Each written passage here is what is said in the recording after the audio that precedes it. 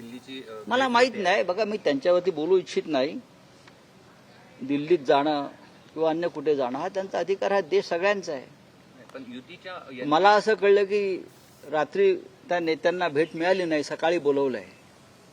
पण अशा बातम्या वाचत असतो आम्ही. त्याच्यावरती काय खास मत व्यक्त करावं अशी माझी भूमिका नाही. शरद पवार शिवसेनेमुळे पार्टी करे की राज ठाकरे आघाडी में आना चाहिए? शिवसेनेमुळे महाराष्ट्राच्या राजकारणात चिखल झाला. 2019 मध्ये जनतेने शिवसेना आणि भाजप युतीला निवडून दिलं होतं. मात्र त्यानंतर शिवसेना काँग्रेसच्या मांडीवर जाऊन बसली असा मनसेने हे केला. नाही, ठीक आहे, त्यांचे टोले त्यांच्यापाशी. अजून राजकारण बरंच महाराष्ट्रात घडायचं आहे, चालायचं आहे.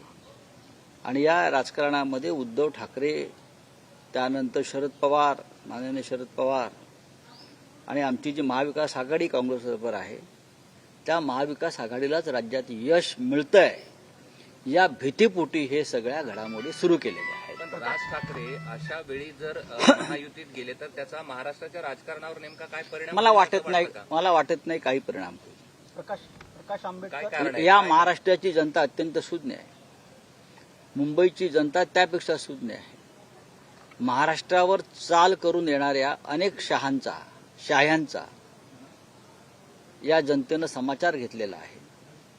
आणि कोणी अशा प्रकारच्या महाराष्ट्रावर घाव घालणाऱ्या शक्तींना कोणी मदत करू इच्छित असेल तर या राज्याची जनता ते सहन करणार नाही. नाना पटोले यांनी सांगलीतून आपला उमेदवार काल सांगितलाय. त्यानंतर आपण चंद्रहार पाटील यांना बघा, असं आहे की महाराष्ट्रातल्या संदर्भातले जागा वाटप झालं शेवटच्या दिवशी नेहरू सेंटरमध्ये. ते अंतिम होतं. त्या वेळेला काँग्रेसकडून दिल्लीचे 5 प्रमुख नेते उपस्थित होते.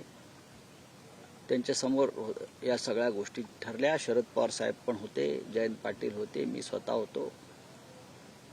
आणि त्यात असं ठरल्यात काही गोष्टी, त्यानुसार हे जागा वाटप झालेलं आहे. आता त्यानंतर कोणी काही भूमिका घेत असेल तर त्याच्यावरती मी व्यक्त होणार नाही. नाना पटोले हे काँग्रेसचे अध्यक्ष आहेत राज्याचे.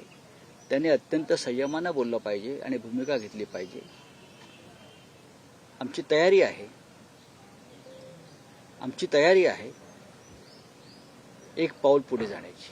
पण जागा तुम्हाला सुटली आहे सांगलीत? 100% सुटली आहे जागा. 100% सुटली आहे. जर कोणाला तिकडे भारतीय जनता पक्षाला मदत करायची असेल अप्रत्यक्षपणे काही कारणामुळे व्यक्तिगत, तर तो त्यांचा प्रश्न आहे. नाना पटोले मदत करतात? मी कोणाचं नाव घेतलं नाही.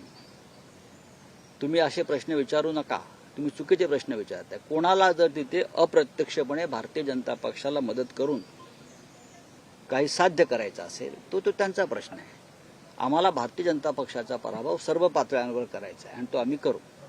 प्रकाश आंबेडकर यांच्या म्हणजे आज पूर्ण जागा वाटप ठरलं का आणि अल्टिमेटम दिलं का?